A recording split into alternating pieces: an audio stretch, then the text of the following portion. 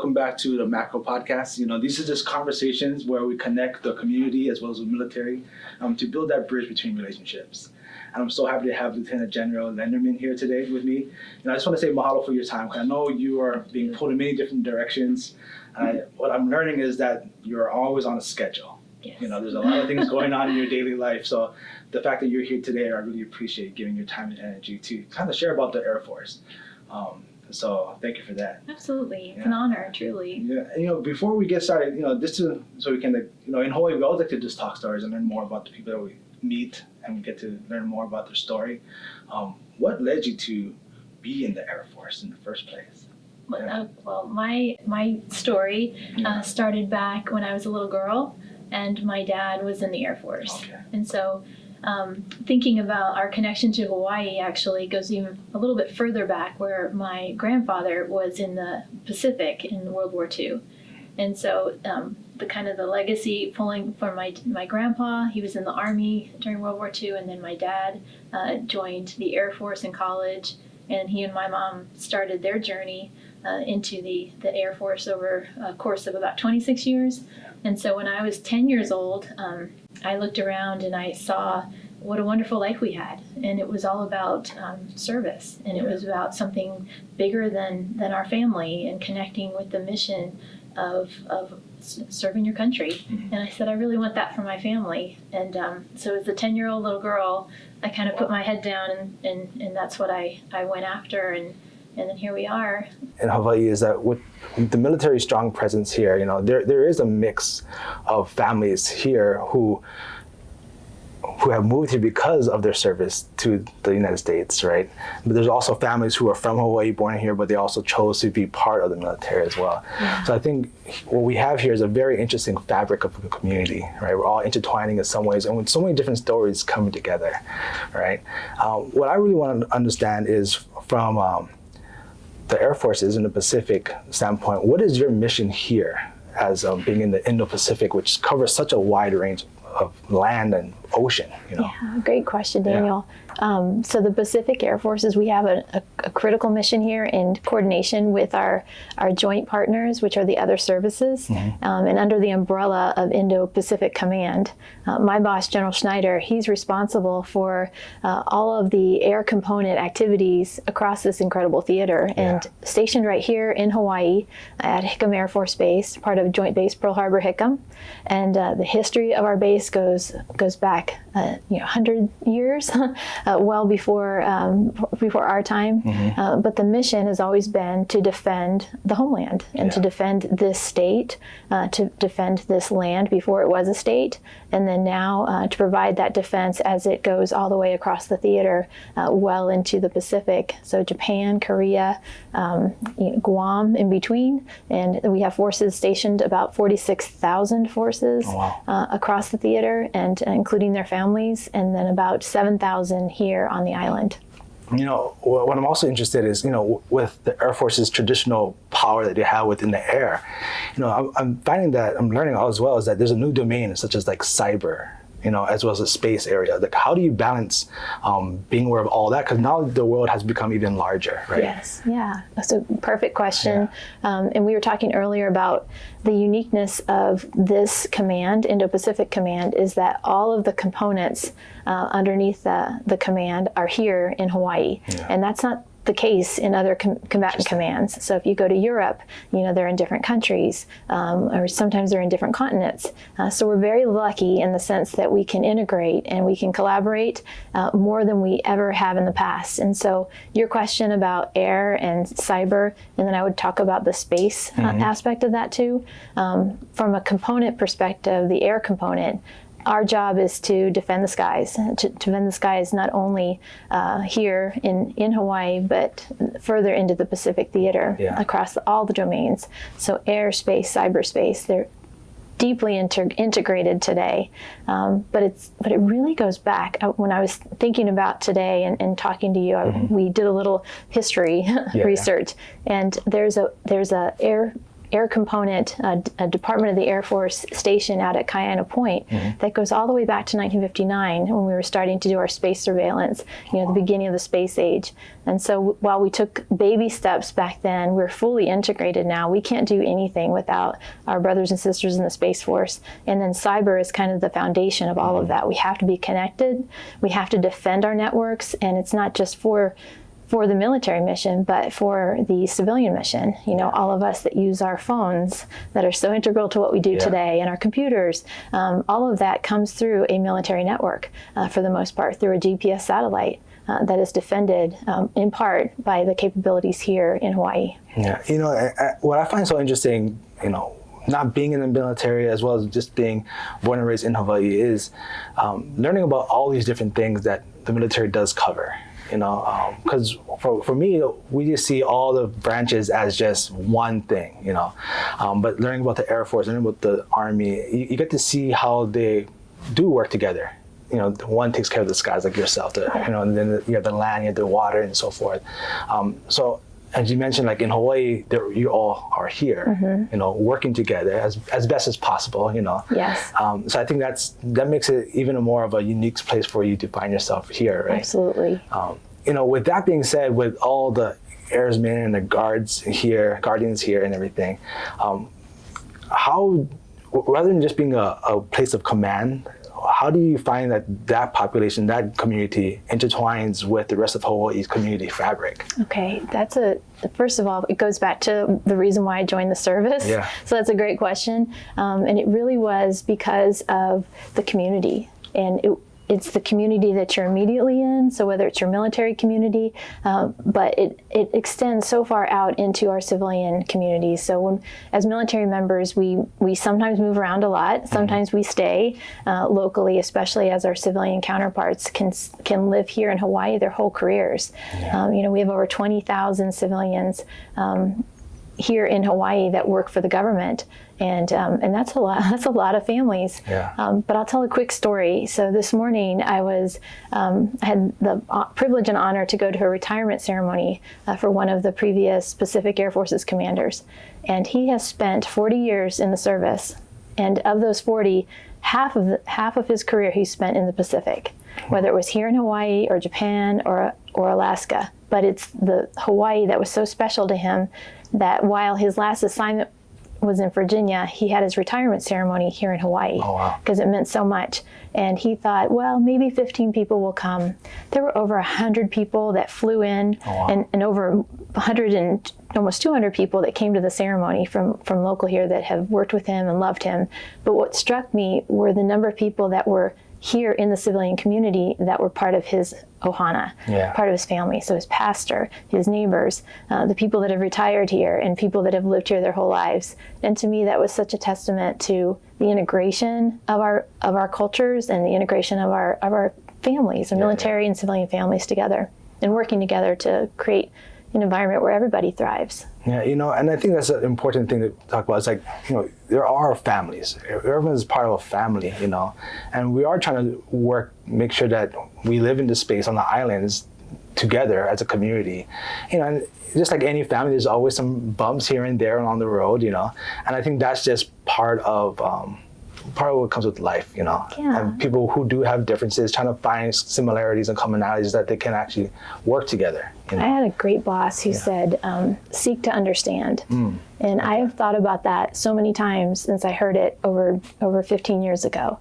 But just trying to understand people's perspectives and being respectful of their position. And in this case, in Hawaii, there's so much cultural and environmental importance here, and we want to be able to understand what the challenges are and be respectful of that and do our part to mitigate the risk of our mission in the environment and the cultural significance of some of the sites where we have our military capabilities. And we're working really hard with the Native organizations here and working to educate ourselves and bring people onto the installation so they understand our mission, and then likewise we understand their perspective. Yeah, no, that's great to hear. Can you share any stories or examples like how the Air Force does go onto the community to kind of engage with the local community as well, or the schools or some of the organizations? Yeah, so most recently, the air show, that's more for the Marines, and it was their day. Yeah. But there was a lot of Air Force components there, Yeah, and so we'll just take a a little little bit of bit. credit there.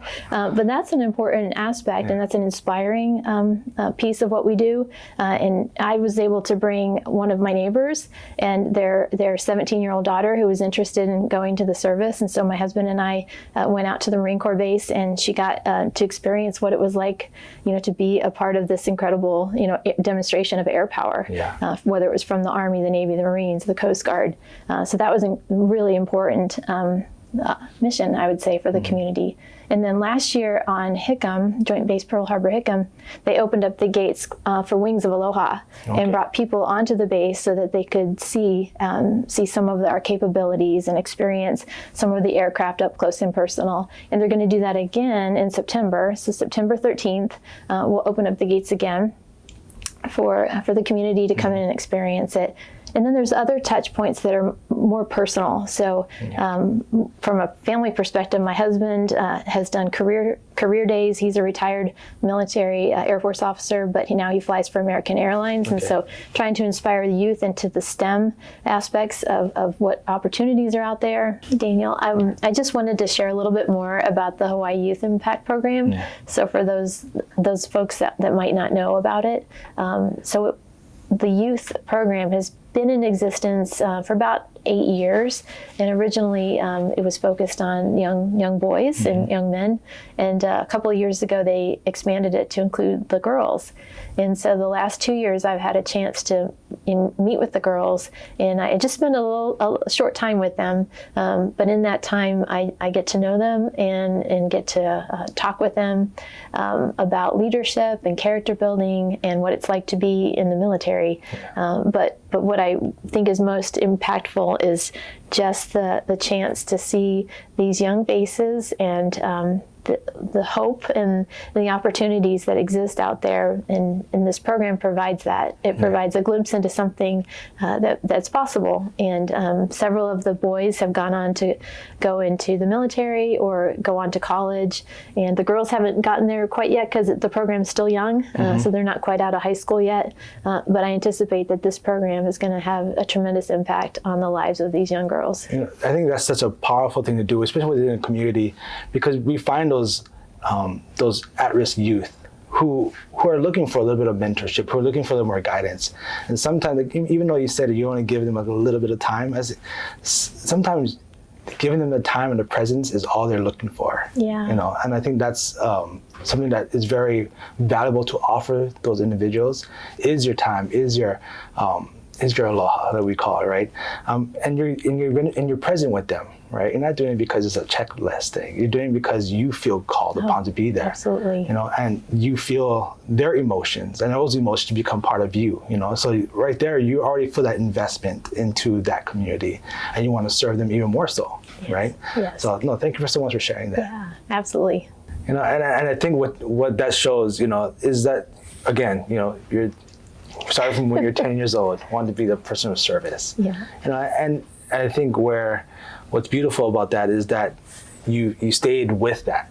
And I feel, because sometimes, having a military lifestyle, what I've learned from my family who's in the military, can be challenging with the constant moving. You build relationships and you got to move again. And especially if you have a family, and they have to kind of go along with that too.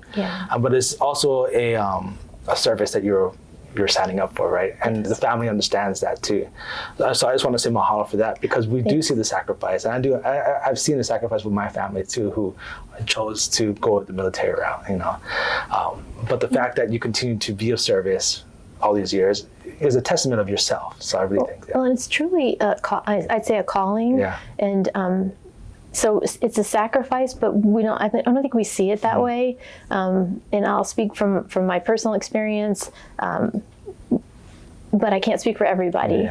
And so because it's a calling, and because it's something that you're drawn to do, just like any service. So whether your brother is a firefighter, or my mother's a teacher, those are things that require a really special heart. And I think when you have that calling, when you have that commitment to helping others, then it doesn't feel like work.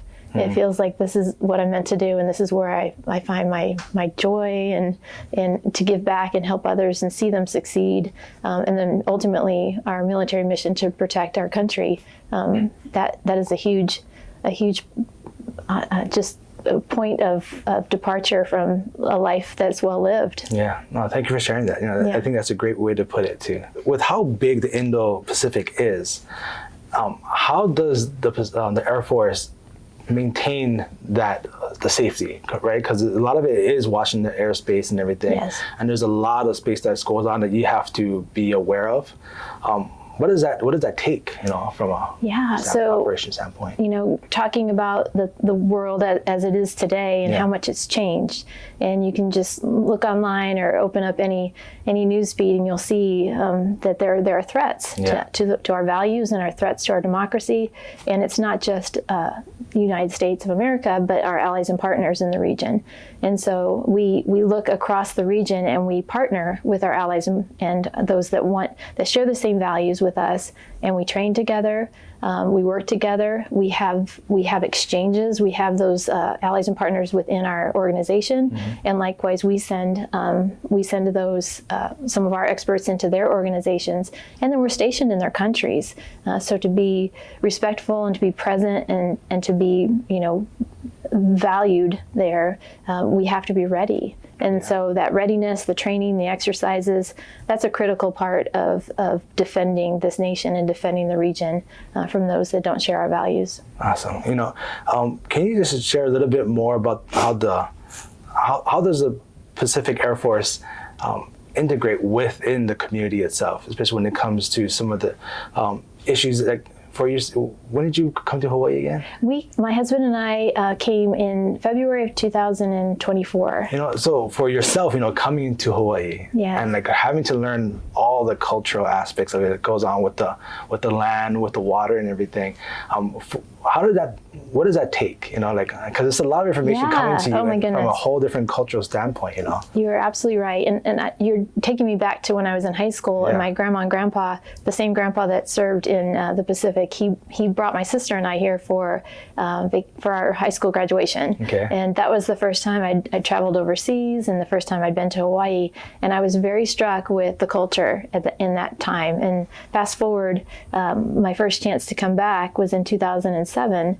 When I was stationed in California, but our job was to augment the forces here in Hawaii. And so we came once a year, and we came to Hawaii, we came to Korea.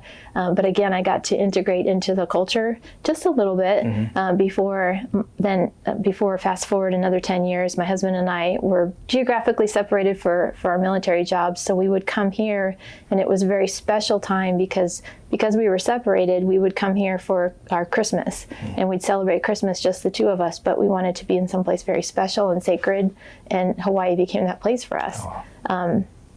But now, as a military member stationed here, there are cultural classes that we take. There's executive level classes, and then there's classes for the younger airmen. We also have the opportunity to integrate with the Native Hawaiian organizations. We spend a lot of time learning with our counterparts here in the local government. The folks that brought us here today, but also there's Native Hawaiians who work with us in the Department of Defense that are assigned, and their job is to really be that conduit between the state and the department to make sure that we are respectful, that we understand what the sites and what some of these sensitive areas mean to the state and to the Native Hawaiians. No, and I think that's really important for myself as a community member to hear, because we don't know about those things, right? We don't hear too much about the stuff that the military does that impacts the community in a positive way, right? Yeah. And so I think it's important for us to have these conversations, to share a little bit more about the work that the Air Force does within the Pacific, especially in Hawaii area. My last question for you, Lieutenant General Lenderman, is if you could tell, what's the last thing you want to tell the community out here in Hawaii about the Pacific and its mission? Well, if I could, I'll touch on a little bit more of how we learn and integrate with Hawaii and the civilians, the Native Hawaiians that live and work here. So in addition to some of the programs that I mentioned, from cultural significance, we also have practical programs too, where we partner with you for environmental efforts, and whether it's the ecosystems along the waterline or some of the endangered species, those are also some efforts that we've been working really hard in close cooperation with the state and local organizations to do. Yeah. And so I think when you think about what do we want the community to know about the Pacific Air Forces, is that we are part of this community and we care and love it as much as those that have grown up here, and that's an important aspect. We go to your churches, we go to your synagogues, we go. Our children go to your schools. We are cared for in their hospitals. So we want everyone, all boats to rise, to use the Navy term. But we want everyone to be as successful and have the opportunities, and also have the services and the future that we all desire for our children. Yeah. But specifically for the air component, every day I get a chance to walk into our headquarters on Hickam Air Force Base and Joint Base Pearl Harbor Hickam, and there are reminders of why we're here. The attacks of December 7th, 1941, and there are still remnants of that attack on our headquarters that we have kept intact as a reminder of what that day meant to our nation and what it means to all of us today, and that's to defend a free and open Indo-Pacific region. And that starts right here in the Pacific, right here in Hawaii. Yeah. Lieutenant General Lenderman, I just want to say thank you again for your time here, and for all the service that you have given, especially starting from when you were 10 years old, already answering that call. So the fact that you're here and serving your country and our country and everything, I really appreciate your time and your energy and your aloha. Thank you. Thank you, Daniel. It's so nice to meet you. Yeah, thank you. Thanks.